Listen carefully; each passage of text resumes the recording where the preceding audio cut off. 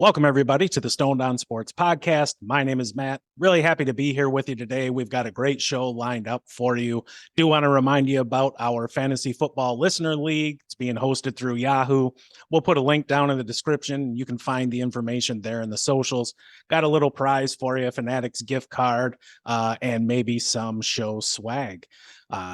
Big thank you to all of our subscribers. We're up to 32 now, which is awesome. And a big thank to our sponsor, Rocky's Pizza, there in Swartz Creek, Michigan. They have got some amazing pies there. Go check them out. And as Kyle mentioned before, they've got some pulled pork nachos that are just dynamite. As always, I'm joined here by the Rock and Roll Express, Kyle and Ramey. Ramey, how's it going, brother? It's going well. Football is back. I know it wasn't much of a game, but the Hall of Fame game was on Thursday night, and it was more scoring than what I thought it was going to be, and it was just fun to have football on TV on Thursday evening. So good to be back in that time of year. Yeah. Kyle, what's going on? Not much, man. Yeah, agreed. I turned it on for a while, watched the first quarter or something, and then I turned it off, but watched something else. But still nice to watch, have football, hear that NBC jingle in the background, the football jingle. It's great. So. And we're going to talk about some football stuff today. Tight end rankings, I believe. Yeah, it's going to be some fun. My silly ass just was so eager to bet on some football. I threw half a unit on the under, so I too was surprised by the scoring. But you know what? It's a preseason. It don't count as far as I'm concerned for my betting. That doesn't count either. You're only as good as your next bet.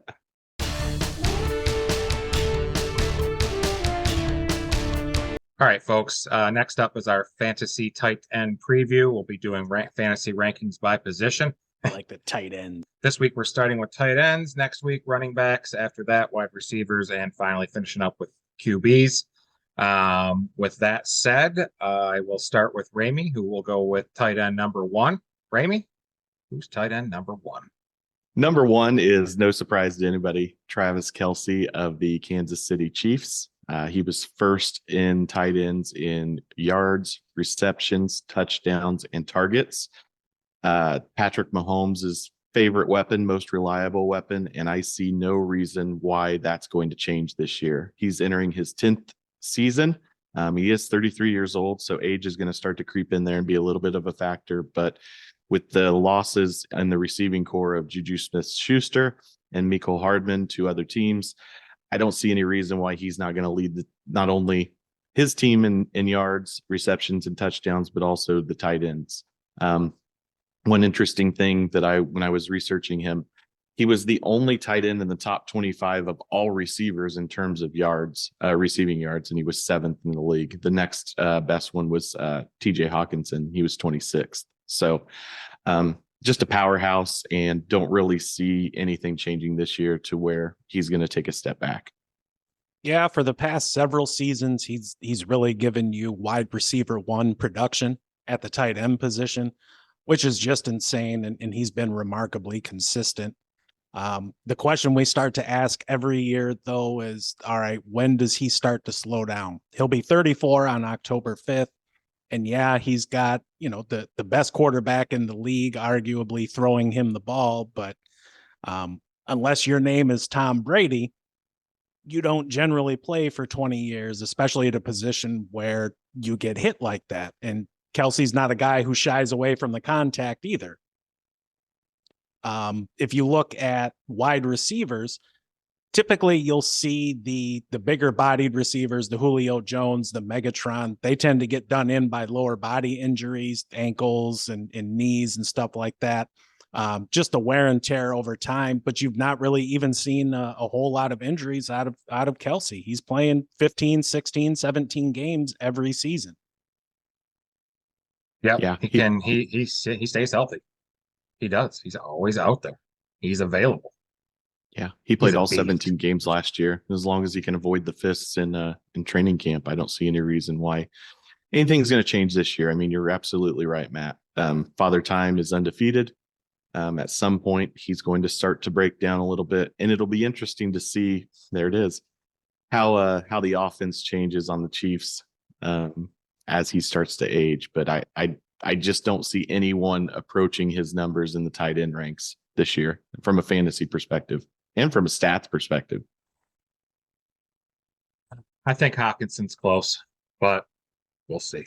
We'll see. You mentioned, I think Matt did, about him just being able to break tackles and stuff. He led the league with tight ends in missed tackles forced after a reception with 24.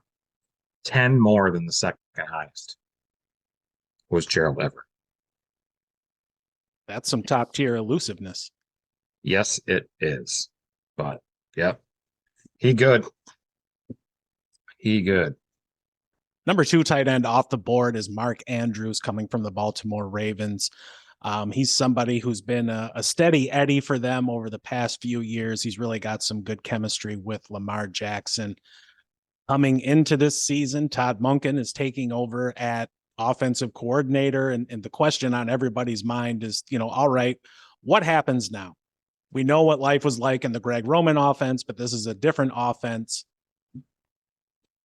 To figure out what things are possibly going to be like, you have to take a look at the past. And so I looked at Monken's time with the Buccaneers as the offensive coordinator. He spent a year with the Browns and then the past 2 years at Georgia. When he was with the Buccaneers, tight ends averaged a little over 1,000 yards per season and 13 touchdowns. He made O.J. Howard and Cameron Brate relevant. Now, the season he was with the Browns, they had absolute scraps at the tight end position. And I think it was Baker Mayfield's rookie year, so there wasn't going to be a whole lot going on anyways. He got clipped there and ended up going to Georgia, where for the past 2 years, he has made Brock Bowers look like a top 10 pick, and he likely will be next year. The Ravens aren't going to be running an inside-out offense like they have in years past, but everybody knows that Lamar Jackson tends to struggle throwing the ball outside the numbers. So Mark Andrews is somebody he's still going to continue to look for. Even when Lamar Jackson has been hurt, which is not uncalled for. In 15 games with Tyler Huntley, Mark Andrews has 76 grabs for 1,003 yards and 5 touchdowns, which even with subpar quarterback play like that still puts him in the conversation for a top 5 tight end. This year, I think given the wide receivers that the Ravens have, OBJ is coming off his second ACL. He hasn't played in a year and a half, and dude's already like 31. I don't even expect he'll match the production that he got when he was with the Rams with Stafford at quarterback, just because of the differences in quarterback play. Rashad Bateman's always hurt. Zay Flowers is a rookie who's looked promising in camp, but he's still a rookie. This year, I'm looking for Mark Andrews to have somewhere around 95 receptions for 1,300 yards and 11 touchdowns. I think he's going to push Kelce for tight end number 1 overall. Wow. It's pretty bold prediction. Yeah, I think he'll flirt with 300 points in a PPR this year. Wow. That's crazy. You hope that Lamar makes an improvement with the new offensive coordinator, and you're right. Mandrews is going to be an option for him no matter what, even if they had remained in the offense they were last year. But focusing more on the pass, it'll be really. I'm curious to find out how Lamar adapts and uses Andrews as that kind of safety valve. So I do think he's going to have a really productive year, but to think about him approaching Kelce's numbers with the relationship that Kelce and Mahomes has, I don't know about that, but it's certainly possible. I suppose it is. I think it's a little high, but Matt did some of his homework. I'd maybe say next year after the second, after a first full year in Monken's offense, and look at Lamar get comfortable and the rest of the players get comfortable, but it's all good. Well, he's great. And here's the thing. He's a great player. He is, absolutely. And he's somebody who stays on the field as well. And he hardly ever plays in line. He's always in the slot. He's out wide. And a thing to think about too with Monken coming in, it's not like he's going to come in and just completely blow things up. I think you're going to see a Todd Monken influenced version of what they ran last year. So there is going to be some more passing, but I don't expect Lamar Jackson to have like 750 attempts. That's just not his game. But I think a modest 10 to 15% increase in his attempts is a little more reasonable. And I think a good share of that increase in those targets is going to go to Mandrews. Number 3, TJ Hockenson with the Minnesota Vikings, traded there after week 8. He was with the Lions. He's the tight end 3, 42 overall. That midseason trade did wonders for him. He totally fit that offense there with the Vikings. He was tied for the 3rd highest WAR among tight ends last season with 0.41. After week 9, Hockenson finished with the most catches, most yards by any tight end not named Travis Kelce. So like he just blew up there. His catch rate or his reception rate percentage was good. That's his percent of targets caught. He was 63% with the Lions. Went to the Vikings almost at 75%. It just he just fits so well with it that he was Cousins' like number 2 look after Jefferson. And Jefferson gets so much coverage and attention that it left Hockenson open for a lot of great passes down the field. The only one of the things that kind of works against him is all the superstars there, especially KJ Osborne really showed out last year. And rookie Jordan Addison was drafted this year. I expect big things out of him. I know I've talked about him. I'm very high on him. Just compare him to Kelce after the 10 regular season games after Hockenson started with the Vikings in week 9. Kelce had 351 routes ran, Hockenson 362. Targets, Kelce was 92. Targets for Hockenson, 86. And Kelce had 63 catches and Hockenson had 60. Pretty much the fucking same. Boy got volume. And I'm going to predict that he's going to get even more or right along them lines with Kelce again, just because of how well he does fit in the offense. He's been in line. He's been in line a lot more with the Lions. They had him out a lot more time wide.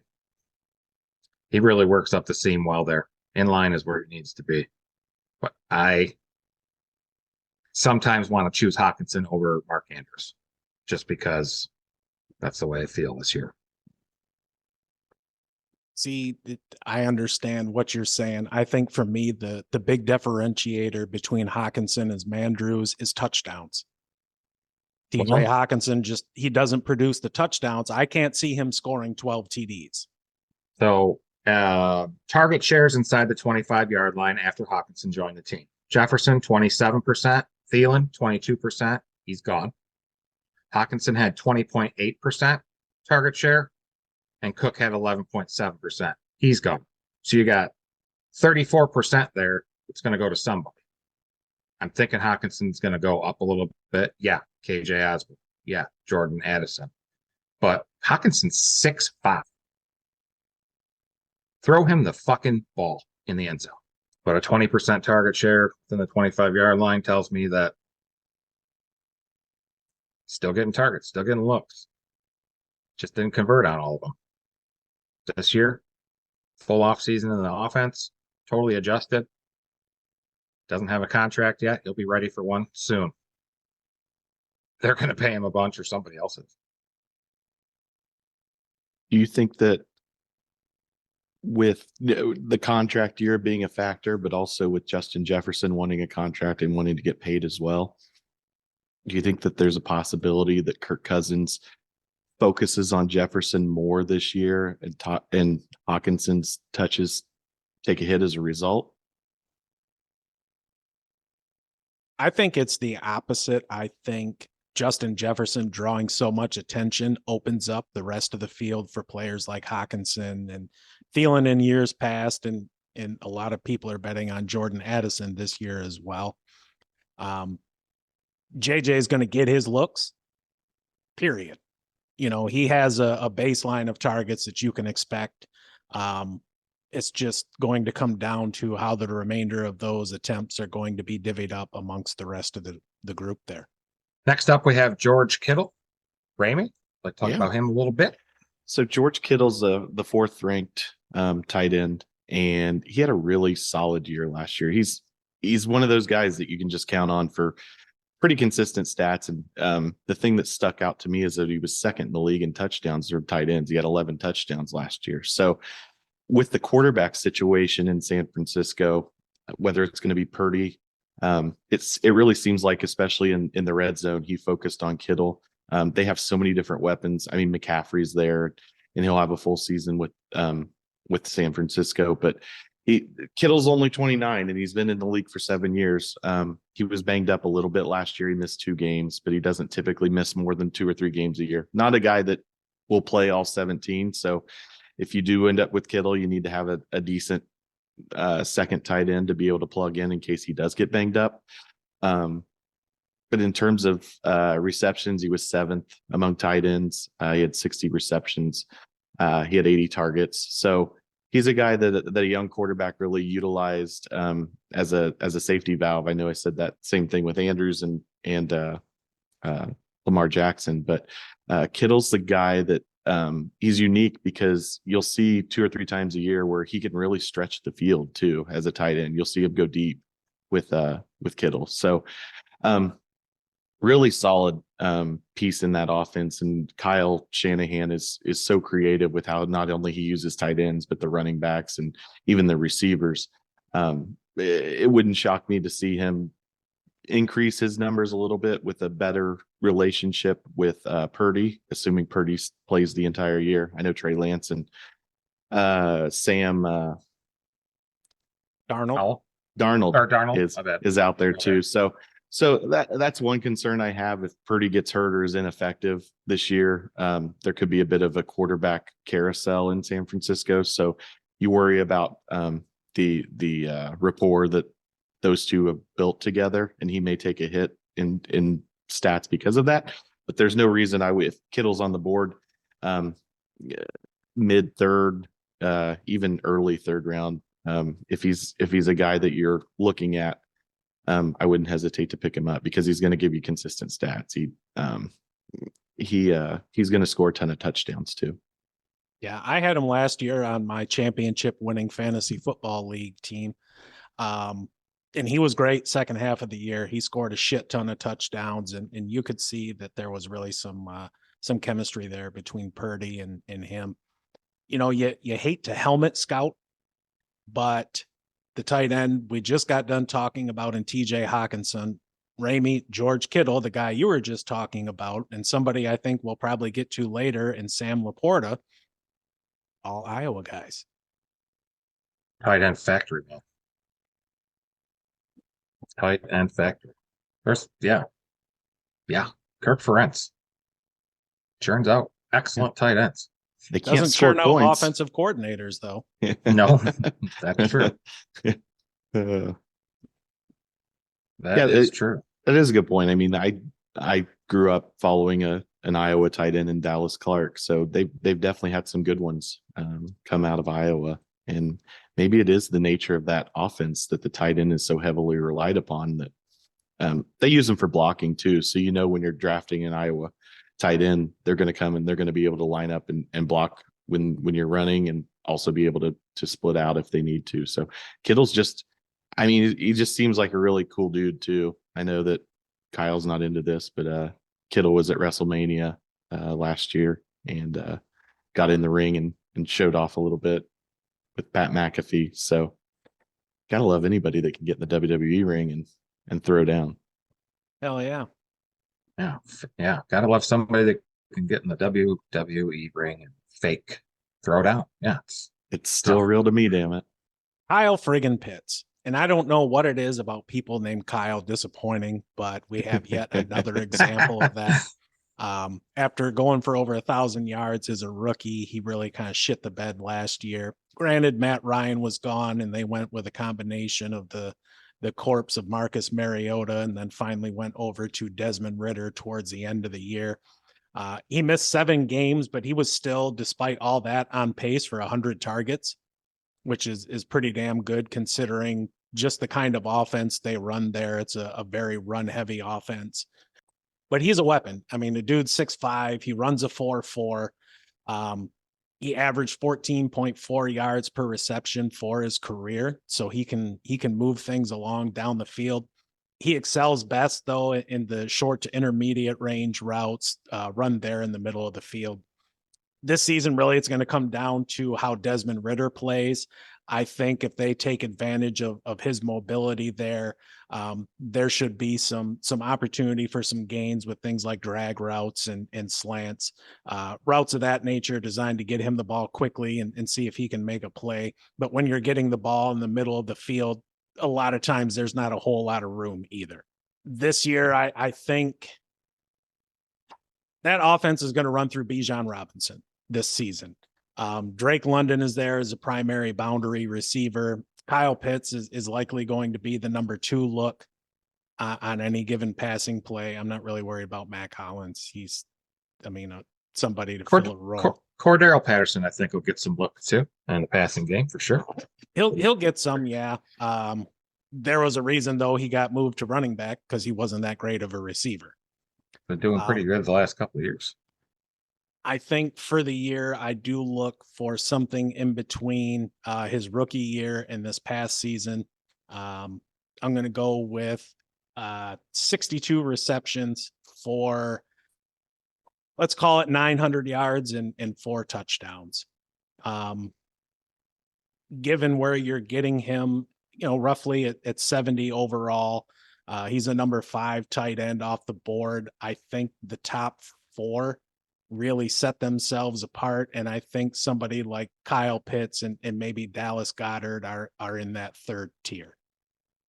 Well, I think we talked about in the NFC South division preview about how they didn't really use him properly last year and looked as more of a decoy. And I certainly hope that that's fixed. This team's going to be running the ball, so I think defenses are going to be, in the box there. So I look for him to have a much better year than last year. Maybe equate his rookie year or a little bit more. Yeah, again, like you said, it depends on Desmond. Yeah, I know we touched on this again when we had our divisional preview, but I don't understand why the Falcons drafted him. He fits in a more of a passing offense like a Kansas City or even a San Francisco. If they were going to focus on running the ball as much as they do, I would have spent that pick. It was a top 10 pick. I would have spent it on line help. They had so many needs. I would have spent it on something that would have fit the offense a little bit more. I know that he's been a disappointment, especially last year. It seems like a lot of it's scheme, and for that reason, I think I'd shy away from taking him. Just maybe give him another year in this offense and see if they start to develop him as more of a threat in the passing game. But again, they just focus on the run so much that it puzzles me to think about why they drafted him when they had so many other needs. Next up, we have Dallas Goedert. He would be, let's see, 41 overall. Did well last year. Missed 5 games. Did get hurt. Still had 69 targets, 55 catches, 3 touchdowns, and over 700 yards in that shortened season for him. What I love about him, guy only dropped 2 passes last year. Amazing. Generated the 4th most explosive plays at the position with 27. His 1.76 yards per route ranks 5th. His 96.1 catchable catch rate ranks 2nd among all tight ends. He's been just fully unleashed since they shipped Zach Ertz off. He's just, when he got hurt last season, in the middle of last season, he was among the leaders and after the catch yards. Not just among tight ends, but among all players. If he would have finished the year on the 17-game pace, he would have 620 yards of yak. He'd have been 5th overall, right behind Justin Jefferson. Coincidentally, A.J. Brown was 6th. Devontae Smith was 11th. So they could add 3 guys in the top 11 with Yak. Amazing. Hurts really liked him, helped him out. Hurts' QB rating when targeting Goedert last season was 123.6. That's fucking amazing. I have him with 85 targets this year, 68 receptions for 825 yards, 7 to 8 touchdowns. I think he'll play all year. He only had, like I said, only had 3 last year, but I like Dallas Goedert. Just my concern with him is the same concern I have for A.J. Brown and Devontae Smith.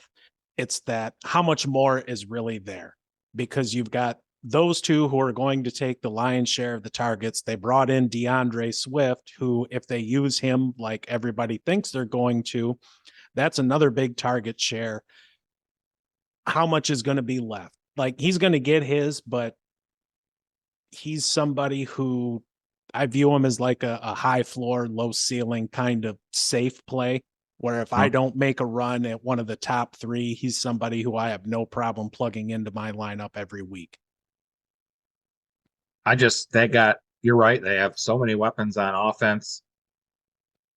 You're going to do whatever you're going to do to score, and it doesn't matter what position it's going to come from in that offense. They spread it around. They do. Not only that, but Hurts runs for so many touchdowns. I kind of wonder if that hurts Goddard's production in that category. He only had 3 last year. So good. I wonder if missed 5. He did miss 5 games too. So. Yeah, that's true. That's a good point. But I'm taking him out. I mean, Miles Sanders is gone. Swift's not going to score what Miles Sanders did last year. Either as Penny, the other running back. That's Rashad Penny. He's going to be hurt before week 3. Guaranteed. But the games he plays, he's going to produce. I'm confident. This is true. He's a flashy player. He's good when he's on the field. It's just that second part that poses the problem. Yep. I mean, so yeah, Goedert, he's, the number 3 receiver in that offense. Darren Waller, new Nice. team, New York Giants, playing with Daniel Jones this year rather than Derek Carr. Last year, not a great year for Darren Waller. He only played 9 games. He had 42 targets, which was tied for 31st amongst tight ends. 28 catches for 388 yards. He only had 3 touchdowns, just like Goedert. But he did average almost just shy of 14 yards per reception. And I think that he's going to fit really well in this offense with Brian Daboll there. Really good offensive mind. One thing that I think the Giants lacked last year was that kind of short yardage, like red zone target for Daniel Jones. And I think as a result of that, Daniel Jones rushed for a ton of yards. He was only behind Saquon on the team in terms of rushing yards. And I think he had almost like over 900 yards rushing. Does that sound right? Did I just make that up? We'll find out. But I think that some of that will take a back seat because Daniel Jones just can't continue to run like he did. And I think that Waller is the perfect fit for that offense to give him a safety valve in short yardage situations and also in the red zone. So I anticipate he's going to have a better year than he did last year. I think he'll have 6 or 7 touchdowns, probably be pushing 600 or 700 yards receiving, certainly better. And I mean, that projects out if you consider he would have, or if you think about if he would have played the entire year last year. So as long as he can stay healthy and keep his mind right, I don't see any reason why he shouldn't be a solid pickup in fantasy. So I don't know. Go ahead, Matt. Oh, I was gonna say I'm really high on him this year. I think he's one of 3 tight ends with a legit shot to lead his team in targets, along with Kelce and Mandrews. The question with him has always been his health. He needs to stay on the field. He can get vertical. He's shown that he can do that in the past. Right now, the Giants, they just have at wide receiver, they've got quantity instead of quality. Nobody's jumping for joy because Paris Campbell is on the roster. the spot is there for the taking, especially if you expect Daniel Jones to take another step forward in his development. I agree with you. I think he's the perfect fit for that offense. I kind of touched on it before. He's going to give Daniel Jones a reliable weapon as long as he stays on the field. So I think he's going to have really decent numbers this year from the tight end position, and I wouldn't hesitate to pick him up if he's available in like the 6th, 7th round kind of area. Yeah, the last few years he's trailed just Andrews and Kelce in a lot of tight end stats the last 2 years. So yeah, he's a hell of a talent. All right, the number 8 tight end off the board is going 90 overall. That's Evan Engram of the Jaguars. Last season was his first time playing an entire season. He excels all over the field except for passes to the deep right. On deep passes last season, either down the middle of the field or outside to the left, he caught 4 of 5 for 2 touchdowns. He set career highs in yards and receptions, and he stays on the field. He was 4th in the position at snaps with 996. Calvin Ridley's coming to town, so there's probably going to be a reduction in the targets that he sees because they're still going to use, somebody like Zay Jones. They're still going to use Christian Kirk. Etienne gets looks out of the backfield. So this is another situation where it's an offense that we're expecting to improve over last season, and there's a lot of mouths to feed. This year, I'm thinking he goes somewhere around 80 targets, 60 receptions, 675 yards receiving, and 4 touchdowns. That'd give him 151 and a half fantasy points for the year. He's another dude like Dallas Goedert, where he's going to be a floor guy for me, somebody to help provide week-to-week consistency, as opposed to somebody like George Kittle, who, where he doesn't provide that consistency, he'll give you those 120-yard, 2-touchdown weeks that somebody like Evan Engram just isn't going to. But depending on how I build out my roster, Evan Engram I don't know the math on that, like 8th round, 9th round, I'm pleased with that, because that means I've stocked up on running backs, receivers, and I've got my QB most likely. Yeah, and he's positioned as a tight end, but he's a wide receiver. I mean, he is. I was excited when he signed there last year. I thought that was a good fit. And they franchised him in the offseason. They were actually able to work out a deal, so he signed a nice extension. Yeah, the target share thing has me concerned with him. Again, Etienne's fully healthy. Calvin Ridley's joining the squad. He's joining the squad. See what he looks like, though, after a couple of years. Probably going to be rusty. If I ended up with Evan Engram, yeah, I wouldn't be unhappy. I agree. Yeah. Especially with Trevor Lawrence there, just continuing to get better with Doug Peterson. Having that stability last year really allowed him to show improvement. I think Lawrence will continue to improve this year. That division's, for the most part, trash. So I could see Engram having another good year, but you're absolutely right. I'm not going to harp on it. There's a lot of mouths to feed. It's a good problem to have for the Jaguars, but that offense is going to continue to improve as Lawrence goes. The offense will go, and I think Engram will be a big part. But yeah, he's going to take a hit in the target shares. Freiermuth, number 9, tight end for the Pittsburgh Steelers. Decent last year, 98 targets, 63 receptions, 730 yards, only 2 touchdowns, unfortunately. His time there is probably ending soon. They did, what was his name? Darnell Washington, tight end out of, I can't remember where he went, but 3rd round pick on a tight end, Darnell Washington. Freiermuth finished 5 in tight end targets per game. He needs a lot more scores, really, to be worth grabbing. He'll have a floor, but I don't love him. And that offense. And Pickett. What is he going to do this year? Freiermuth is somebody that I'm targeting. I still think he'll get 90 targets. Probably 60, 65 catches, 600 or 700 yards again, but I don't have him at a lot of tight ends. I need to see a lot from that offense, because last year it was a disaster. Yeah, I am on that Freiermuth. I tend to agree with you. I feel like not counting last year, but Freiermuth was a guy that you could pick up when your tight end was on a bye, and he would, depending on the matchup, he would fill in nicely for a week, maybe 2 weeks if you got an injury. But over the course of a season, it's just the consistency was tough, and the quarterback situation there is still a little murky in terms of how good is Kenny Pickett going to be. I know we've talked about it before. Kenny Pickett, Brock Purdy, same guy, right? All right, Matt? Pretty much. Yeah. Yeah. So if Pickett doesn't take a step forward, Freiermuth just not a guy that if I saw him there on the board, I think that there are other options. A couple that we'll touch on here later with our sleepers. But yeah, I'm with you, Kyle. I'm not high on Freiermuth. Yeah, I mean, he's a 3 for 30 guy every week. And there's about 10 guys that are like that on any given week.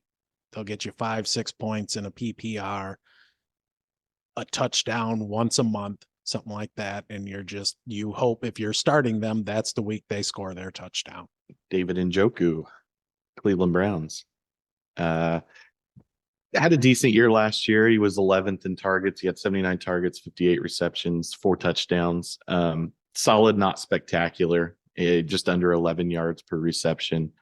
Deshaun Watson, after the issues that he went through and the quarterback kind of turnover carousel with Jacoby Brissett and then Deshaun Watson coming in and not really looking that great towards the end of the year, middle to the end of the year for the Browns. I hope that they build a better relationship, having a full offseason to kind of build that rapport and everything. So I do think he's going to have a good year. He's consistent. He stays healthy for the most part. He played 14 games last year, so he did miss 3 games. But I think having a year under their belt with Watson, they're going to throw the ball to him because of the offense that they have. Now, they do have weapons on the outside with Amari Cooper and Elijah Moore, but not any kind of weapon that's going to take the ball away from a tight end if he's showing that he's got the availability and can catch the ball in the red zone and in short yardage situations. You've got Nick Chubb there, so they're going to run the ball a ton, assuming he stays healthy. But there's no reason to not think that Njoku is going to have another year, much like he did last year, where he's going to have 50 to 60 receptions, 4 to 6 touchdowns. So he's there on the board in like the 10th or 11th round. I wouldn't say no. Certainly over Freiermuth. I feel like Njoku is a guy that can have some big games, but is consistent for the most part throughout the season.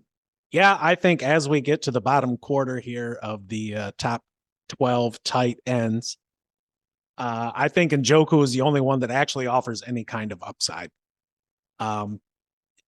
Saying nothing about Deshaun Watson, the dude. Deshaun Watson, the quarterback, there's no way in hell he's just as bad as he looked last season. So I'm looking for a major improvement in his play. I think the addition of Elijah Moore is going to help open up a lot of the field underneath for David Njoku. I think they'll mix Chubb into the passing game a little bit more this season, but nobody's ever going to confuse him for Christian McCaffrey. I think there's the opportunity for Njoku to push for 800 yards and 9 touchdowns this year. Cleveland will be an interesting team to watch. I think their defense is going to be really good again. One thing too is they don't have Kareem Hunt anymore, and I know he caught a lot of passes out of the backfield. So maybe some of those targets go to Njoku. Up next is Dalton Schultz, the number 11 tight end off the board, right around 123 overall. He's somebody who is very capped in his potential. Last season, he had 57 grabs for 577 yards, 5 touchdowns, which is fine. It's okay. He's not somebody who is he's not somebody that really stands out from a tools perspective. I will give him, last year, he was the number 8 run blocking tight end, according to PFF, which is pretty good. And that's going to come. But it doesn't help you with fucking fantasy points. No, it doesn't. He only had 1 game over 75 yards last season. This season, he's going to a situation where there's a rookie QB.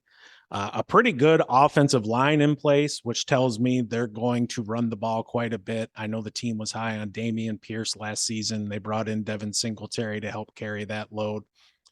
The bright spot is none of the wide receivers there have really separated themselves as the go-to target for rookie quarterback CJ Stroud. So that does give Schultz an opportunity.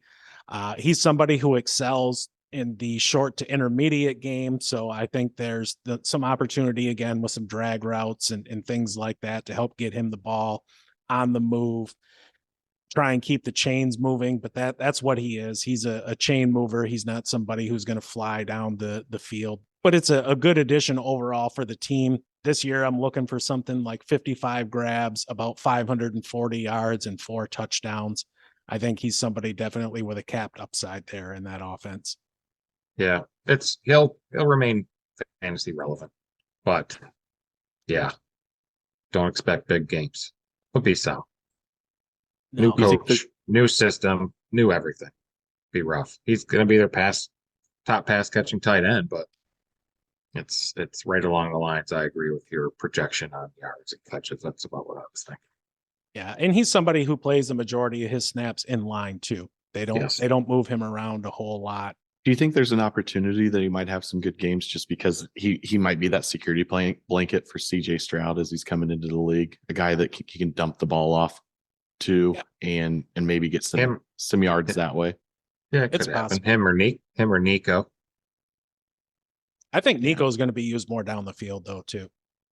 True. Dalton Schultz is somebody I end up drafting. I'm probably going to take another tight end later on in the draft just because like Dalton Schultz is not set it and forget it for me. He's somebody who, like I said, I'll have another tight end and play the matchups on a week-to-week basis. Chig Okonkwo, tight end 12, 127 overall.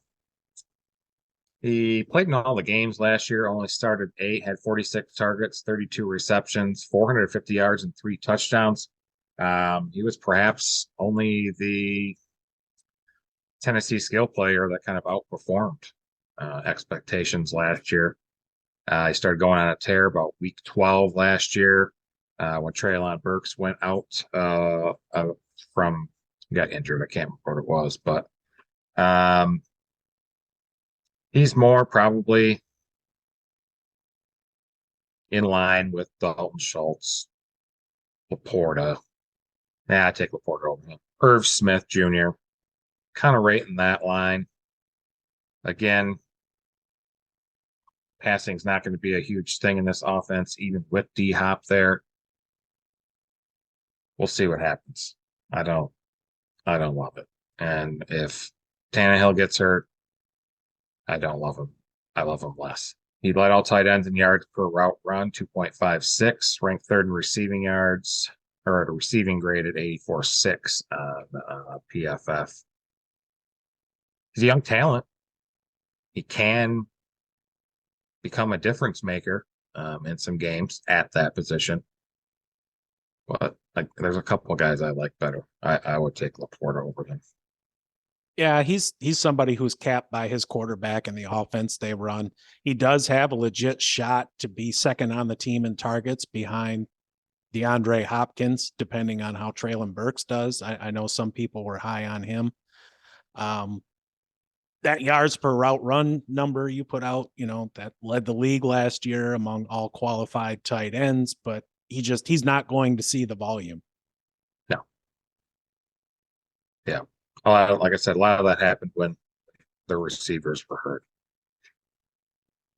Did a fine job, but for sure, I don't think the volume will be there this year, just like you said.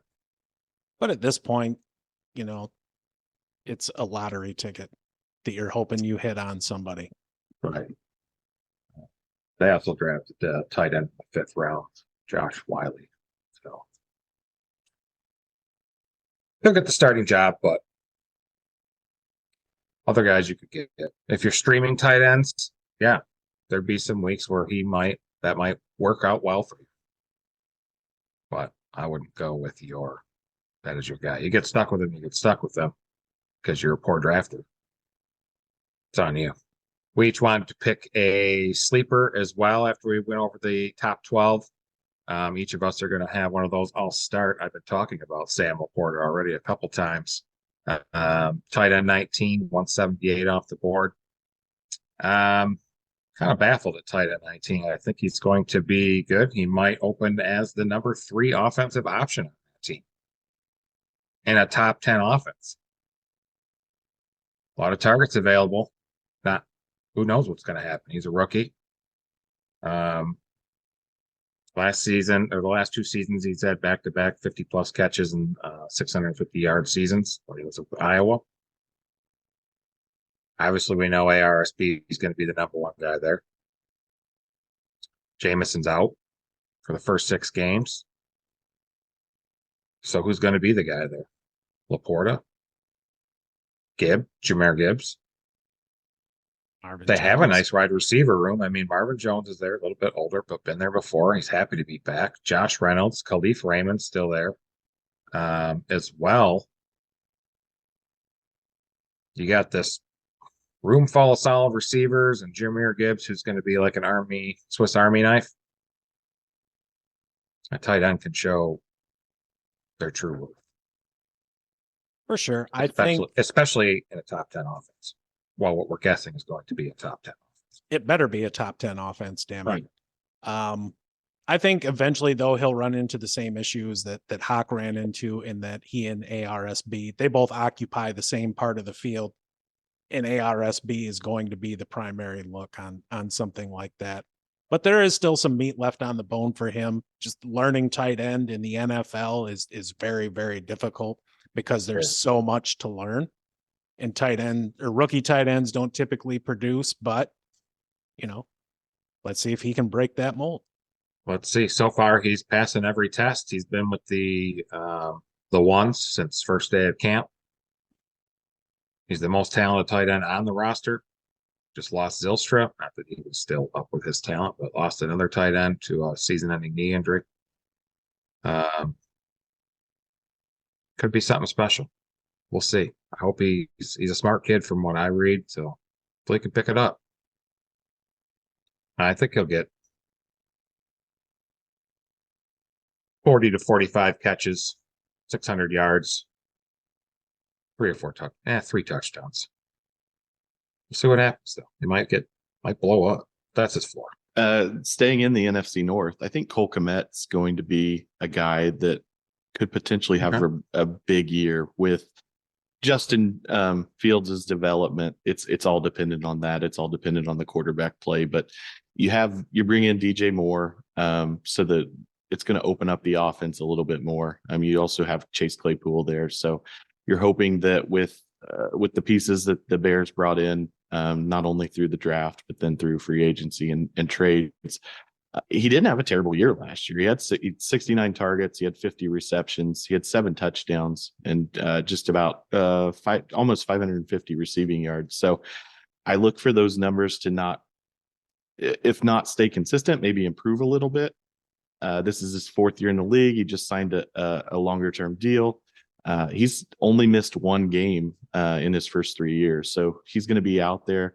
And he just seems like a guy that if Justin Fields is going to develop, Cole Kmet's going to be a big reason for that. And I think that he would be a good late round pickup off of the potential that he could have a big year.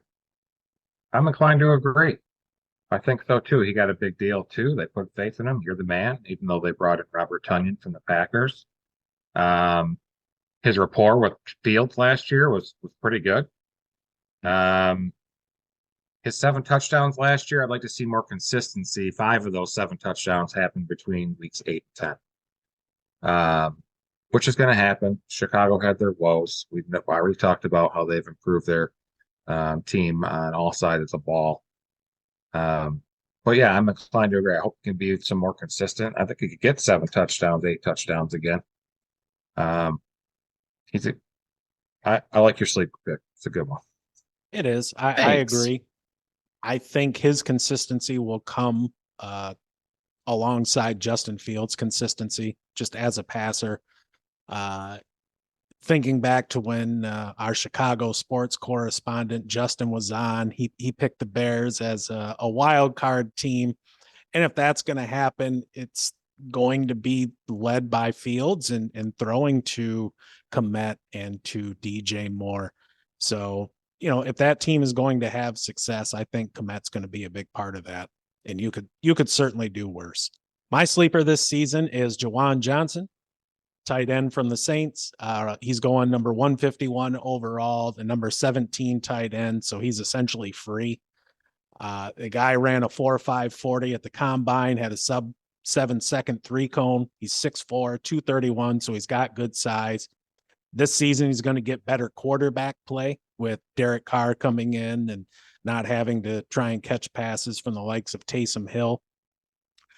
Carr has shown in the past his willingness to throw to the tight end, and he's supported some higher end tight ends and Darren Waller and Foster Moreau on a more limited basis.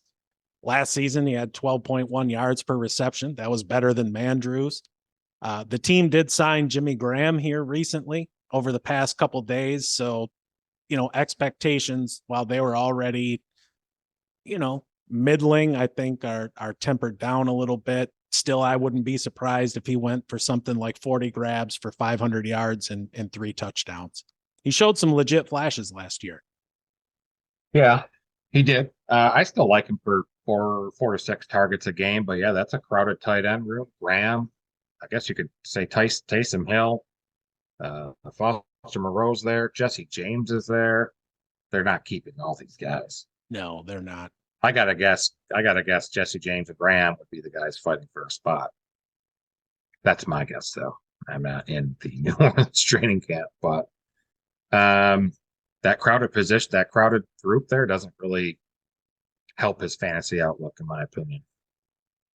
No, it doesn't. I think he'll emerge, though, as the season goes on. I think he's the best of that bunch. I mean, Jesse James is like 50 years old. Oh, yeah. Jimmy Graham's a member of AARP at this point. So, yeah, 36. He's 36. Jimmy Graham. So, Yeah, I saw that they signed him, and I thought, is he coming on as a coach?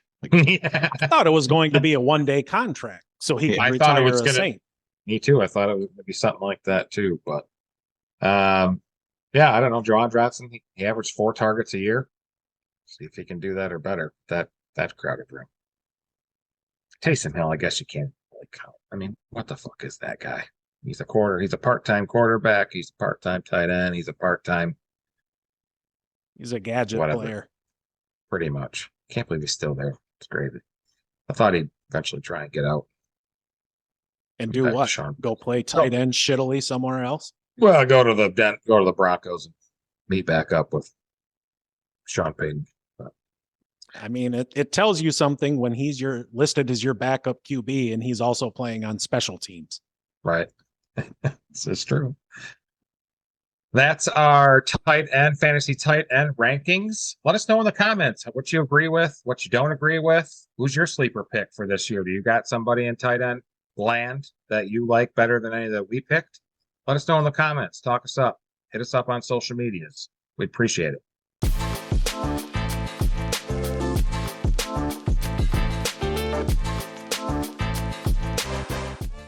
Next up is our pick sixer. It's going to be the top 6 things we're bad at or I'm bad at. I'll get her rolling. Number 1, getting the mail, checking the mail. I don't do it very often. Once a month, maybe. All my bills are electronically emailed to me. I also get the email from daily from the U.S. Post Office telling me what's in the box. I don't need to check it. It's always garbage anyway. So, number 2. Maybe I'm not the only one that does this, but I'll go out and I'll go grocery shopping. And then on the way home from grocery shopping, I realize that I don't want to cook any of this shit I just bought. So I get some takeout and go home. It happens at least once a month. Car repairs. I can't fix a thing on my car. I could change the oil, could change a tire. I can add fluids. Otherwise, I'm going to the guy. I'm bad at car repairs. I can't do that. Should have paid attention in the garage more. Dad was working on it when I was a kid. Number 4, I know I'm not the only one, folding a fitted sheet. I can't do it. Just roll it into a fucking ball and toss it into the fucking linen closet. I am not fucking trying to fuck with that thing. Matt is very, very, Just very listening excited. to you talk about car repairs and saying you should have paid more attention. Like, did you really need Gregus to explain to you how to use a sponge to hold in a fucking radio? That's true. That was an 84 Grand Am, my first car, and yeah, the radio I had was just some fucking something Gregus had laying around. And stuck it in, and it wasn't. I didn't buy the wiring harness and all that mounting plate crap. I just shoved it in, and Dad gave me a sponge, basically one of those big fucking yellow ones, and I just shoved it in there, and it held the radio perfectly. It's great. Nice. It's all good. That's where I learned my. It's not stupid if it works. Yes, I'll repeat. Folding a fitted sheet, I can't do it. Rolled into a ball, chuck it in the closet. Something else I'm bad at, cooking for one. When I'm cooking, I cook like I'm feeding 6 people. Live alone, and I just can't cook for one.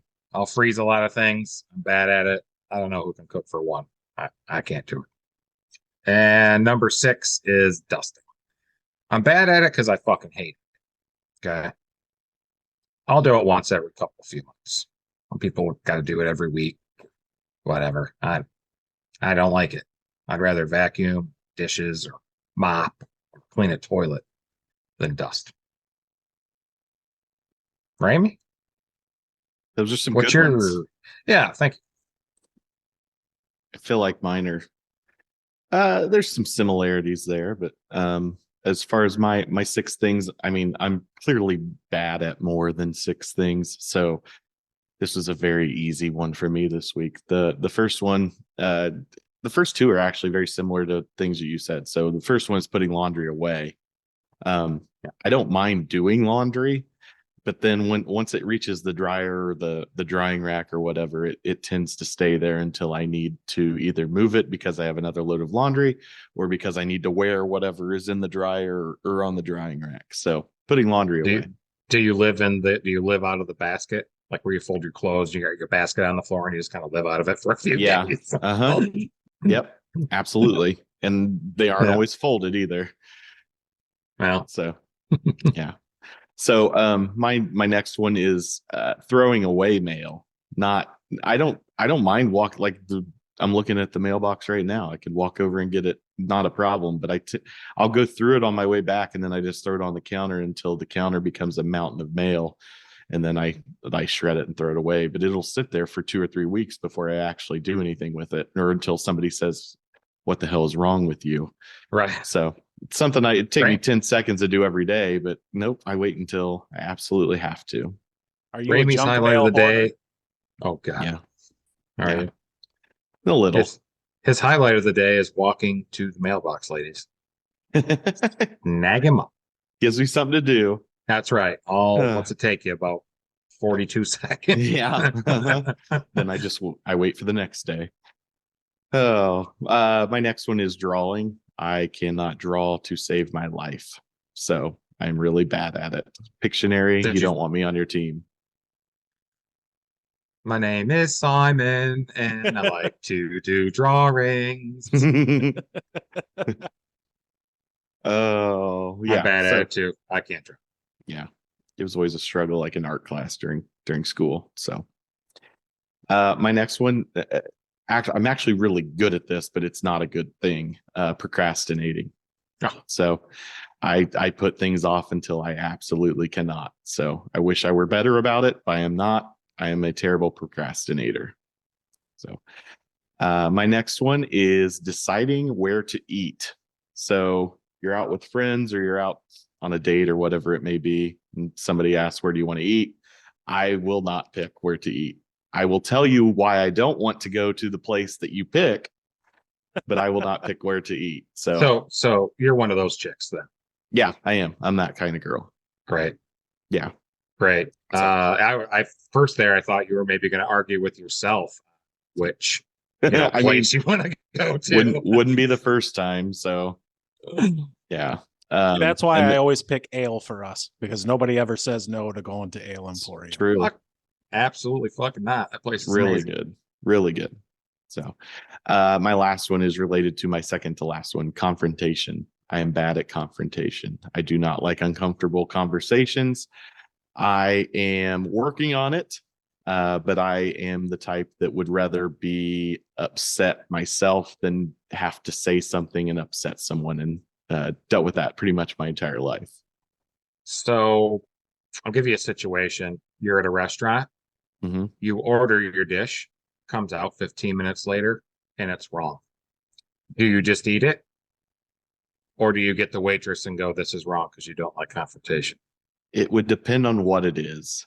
If it's something I like and I could eat, then I probably would just eat it. But if it's not, then I wouldn't not say something. But it would really bother me to say it. Yep. Not Understand. me. I've been in See, this. nothing pisses me off more than I go to a restaurant, I order a fucking hamburger. Nowhere do I say cheese. And then they bring out a cheeseburger and I say, hey, I'm sorry, this is wrong. And instead of giving me a new burger, they treat me like I'm a fucking idiot, and they take it in the back and they scrape the cheese off and then flip the patty over and bring it back out. That pisses me off. I said no cheese because I didn't want any cheese. I didn't say, you know what, melt a piece of cheese on there and then scrape it off. That's the appropriate amount of cheese. The appropriate amount of cheese is no cheese. End of rant. I do not Yeah. concur. Those are my 6. It's a Matt? good 6. Hell yeah. All right, my 6. This was actually difficult. I had a hard time identifying 6 things that I'm bad at, but I did my best. Number 6 for me is math. I pretty much tapped out with that once they started introducing letters. With numbers, I was fine, but solve for X. I don't know what trigonometry is. I can't even fucking spell calculus. So yes, none of that for me. Number 5, small engine repair. I had a lawnmower. It started making strange sounds and running funny. So I took off the things that I knew how to take off by just taking the bolts out, tried to clean them up, put it back together, still ran like shit. I took it to Goodwill. I went to Lowe's. I got a real mower. Yes, a real mower like they used in the 1940s. And that's what I use to cut my lawn now. The only thing I have to do is oil the chain. Number 4, drywall. I suck at it. I hate it. I don't understand how somebody could wake up every day with a smile on their face, knowing they're going to do drywall for the next 10 hours. But you know what? I will happily employ them to take care of it the next time I have some drywall to do. Number 3 for me, listening, at least according to my wife. Well, I think that's what she said. I wasn't really paying attention. Number 2, organization. If you look in the garage, yeah, it's kind of messy. It looks like shit is strewn randomly about, but you know what? I know where everything is, and I can tell you where it is off the top of my head. So it may look like a disaster to you, but to me, everything is just right.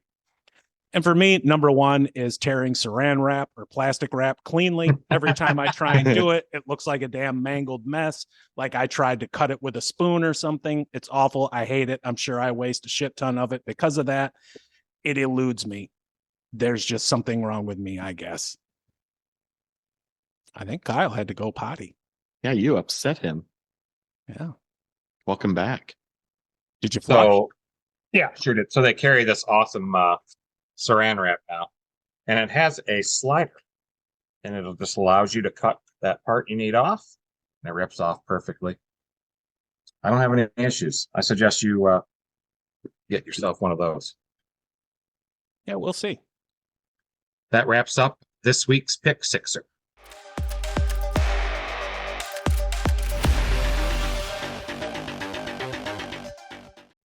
Okay, it's time for our back in the day replay, our look back at historical events that took place this week, whether it be in sports or something outside the world of sports. I will get us started. It was this week in 1890 when future Hall of Fame pitcher Cy Young threw a 3-hit hitter in his Major League Baseball debut for the Cleveland Spiders in an 8-1 win over the Chicago Colts. Cy Young ended his career with a 511 and 316 record, a 2.63 ERA, and just over 2,800 strikeouts. However, he did not ever win the Cy Young Award. Which is a damn shame. And what a lot of people don't know is that Chicago Colts team would go to become the Indianapolis Colts. Didn't know that.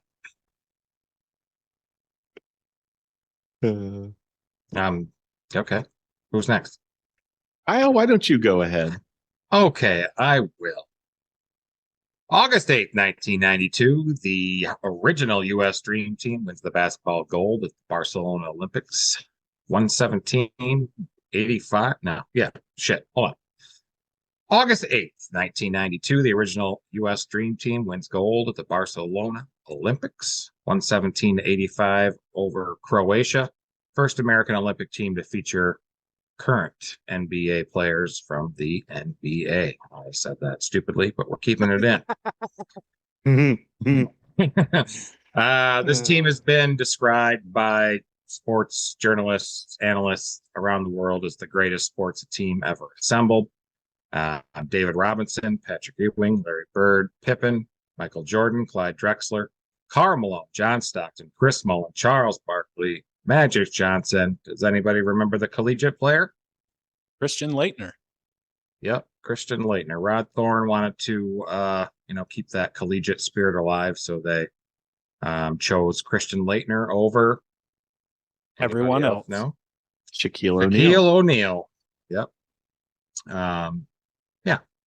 There you go. Dream Team. That was an awesome team. That documentary they had a year or two ago. I can't remember which service it was. Netflix maybe was pretty decent. Matt, how are you taking us back into history today? All right. August 9th, 1988, the Edmonton Oilers trade center Wayne Gretzky to the LA Kings for Marty McSorley, Mike Krushelnyski, Jimmy Carson, Martin Gelinas, first-round picks in 1989, 1991, and 1993, and $15 million cash, which in today's dollars is a shit ton more than 15 million. And seeing a trade like that of a GOAT player in their prime makes you wonder what, the Colts could have got for Peyton Manning or the Patriots for Tom Brady, what the Angels could have gotten for Mike Trout a couple of years ago. Or Shohei, a week and a half ago. Well, they went all in on their 3.5% chance to make the playoffs this year. Oh, those were some good ones, guys. That wraps up our back in the day replay. Be sure to comment, let us know what you think. If you have any tidbits or facts you'd like to share, please share those with us as well. We'd love to hear it. Awesome. And that's going to do it for this week's episode. Had a lot of fun talking about tight ends this week. Next week, we're going to get I bet you did. Oh, yes. We'll get into running backs next week. Week after, our Chicago sports correspondent, Justin, will be back to talk about wide receivers. Again, a big thank you to all of our subscribers. That count continues to grow. Everybody listening out there on your preferred podcast platform, please don't forget to like and subscribe. We will talk to you later.